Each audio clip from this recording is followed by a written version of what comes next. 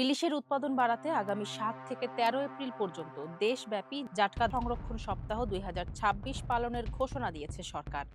এছাড়া সাগরে মাছের প্রজনন নির্বিঘ্ন করতে ১৫ এপ্রিল থেকে ১১ জুন পর্যন্ত টানা ৫৮ দিন বঙ্গোপসাগরে সব ধরনের মৎস্য আহরণ নিষিদ্ধ থাকবে।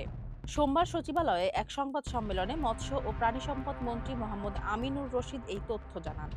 এ সময় মৎস্য ও প্রাণী সম্পদ প্রতিমন্ত্রী সুলতান সালাউদ্দিন টুকুও উপস্থিত ছিলেন।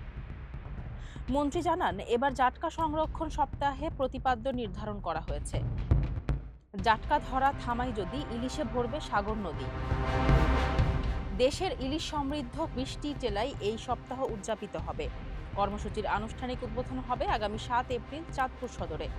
এ সময়ে জাটকা নিধন বন্ধে জনসচেতনতা তৈরির পাশাপাশি আড়ত ও বাজারে বিশেষ নজরদারি চালানো হবে। সংবাদ সম্মেলনে জানানো হয়, ১৫ এপ্রিল থেকে ১১ জুন পর্যন্ত ৫৮ দিন বঙ্গোপসাগর ও তৎসংলগ্ন এলাকায় কোনো ধরনের জাল ফেলা বা মাছ ধরা যাবে না। ইলিশের টেকসই ও স্থায়ীশীল উৎপাদন নিশ্চিত করতেই প্রতি বছরের মতো এবারও এই সমন্বিত কার্যক্রম গ্রহণ করা হয়েছে বলে জানান মন্ত্রী। এছাড়া আইন অমান্যকারীদের বিরুদ্ধে কঠোর ব্যবস্থা নেওয়ার হুঁশিয়ারিও দেন তিনি। ফারজানা হাসিন, মানবকণ্ঠ।